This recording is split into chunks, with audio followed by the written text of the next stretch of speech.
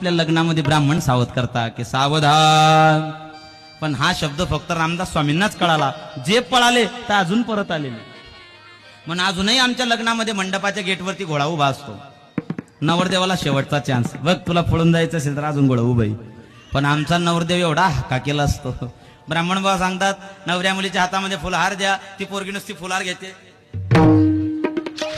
हा त्याच्यात मान घालून देतो. अशी आमचा नवरदेव पायात बोट्ट वरती सुट्ट, त्याच्यावर बेल्ट वरती कोट्ट, त्याच्यात पाकिट 100ची नोट्ट, स्वभाव एक नंबरचा हलकट्ट. बोटा सहित मारुतीच्या छातडावर सोडून जातो पठ्ठ्या.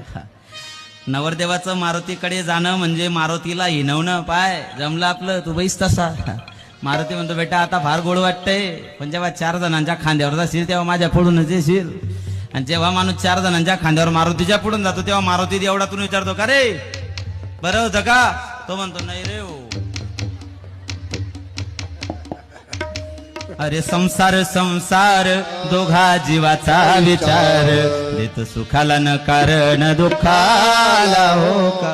अरे संसार संसार जसा तवा चुलीवर, आधी हाताले चटका मग मिळते भाकर. अरे संसार संसार जसं कबसीच घर, बसी बसे आरामशीर कप फिरे गर गर.